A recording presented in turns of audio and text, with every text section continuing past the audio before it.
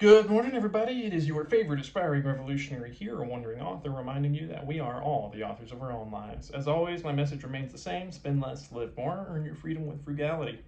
Unfortunately, on the way to the park that I was going to visit today, I hit a pothole on the highway here in Kentucky. Completely took out my front left tire. Got to get a new wheel and everything. So, um, I'm going to be in the hotel room today. Tomorrow there is a park that's close enough for me to walk to, so by tomorrow night I should have my car back and everything, so it'll be back to the normal schedule. I apologize that we don't have any great scenery today. I would go over there and walk to the car, but it's already kind of getting a little bit late here, and I do have some good stuff to go over with you guys today, and we're going to continue tackling the nature of wealth and power, and how the Romans experienced going from the Roman kingdom through the late Republic kind of shows us what kind of effects concentrated wealth and power has on society.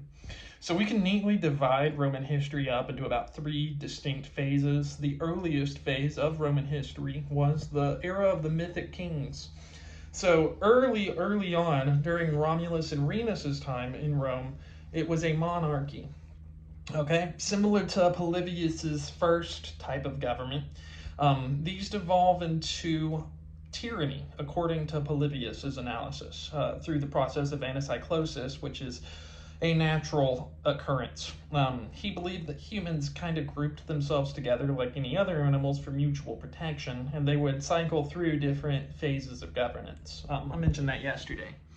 So, following the conflict of the orders, which is what happened after the establishment of the Republic, when the plebeians and the patrician class started to conflict with each other, the patricians had to cede some of their power to the plebeians, and they created the tribune of the plebs.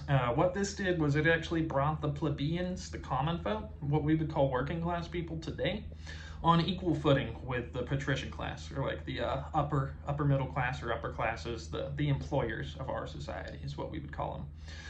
So after the conflict of the orders was settled, we enter an era of Roman history that is particularly famous. Names like Scipio, Aemilianus, and then the famous Carthaginian general Hannibal, who brought his forces across the Alps during the Punic Wars.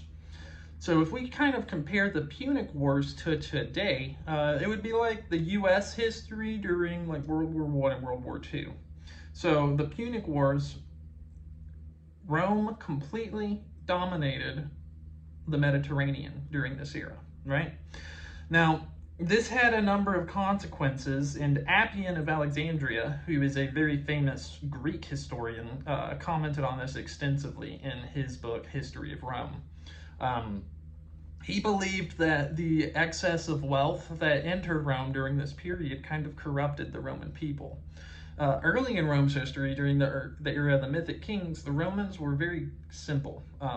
However, after they conquered all of the civilizations in the East and Carthage, an unprecedented amount of wealth entered into the Romans' hands, similar to what happened to the United States in World War II. For a while, it didn't really have much of an effect. The Romans were just dominant, period. Like, they dominated everywhere. However, this increase in income inequality did start to have some noticeable effects on the common folk. More and more of the agere publicus, which is like publicly owned land, fell into the hands of the senatorial class.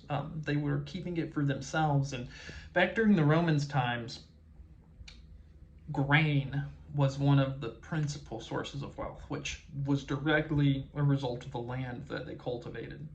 So, on top of having more wealth fall into a smaller group of people's hands, the Romans started to have issues fielding their armies because there were land requirements for their people. If you didn't own enough land, then you couldn't become a member of the army. And what this did was it set the stage for the downfall of the Republic. We'll go more into this tomorrow, but needless to say, the Romans began using their Latin allies, people who were not given Roman citizenship, but they were Latins who lived on the Italian peninsula, to field their armies. Eventually, these people grew tired of it, and they wanted to get the benefits of citizenship since they fought so hard for the Republic.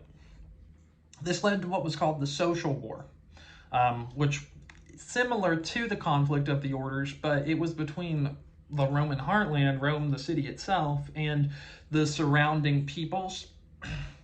Eventually, this did conclude, and the Lex Julia came into effect, which gave everyone on the Italian peninsula Roman citizenship. Unfortunately, this was not enough to completely ameliorate the issues facing the people at the time, and the senatorial class began to use political violence against some of the populist leaders that came up in the upcoming era. And we'll talk more about that tomorrow. But my main point today is, again, like I said earlier this week, at the end of the day, wealth and power tends to serve itself. And we could see that evidenced throughout history. And a lot of these leaders, even back in Roman times, just like today, they divide people into left and right, when really the real divide is top and down. Like I mentioned earlier, Soros and Bezos have way more in common with each other than either of them have with us common folk, the plebs of our society, the working class. And they have a vested interest in keeping it that way. And dividing us up into camps that are left and right only serves them by making us believe that they are on our side. So tomorrow we'll go more into the Gracchian era of Roman politics, and then we'll follow that up with Marius and Sulla, and then we'll finally get to talk about some of the real famous names like Mark Antony, Caesar, Lucas, Lucullus, Sulla, Cinna. Ton of really important names. Anyways, I'm sorry that I don't have any great scenery for you guys today. Be careful when you're driving on Kentucky's highways. There are some killer potholes out there. But I should have some footage from Tom Sawyer Park tomorrow to make up for today. So, as always, it's a wandering author here reminding you that we are all the authors of our own lives. Spend less, live more, earn your freedom with frugality. I'll see you guys tomorrow.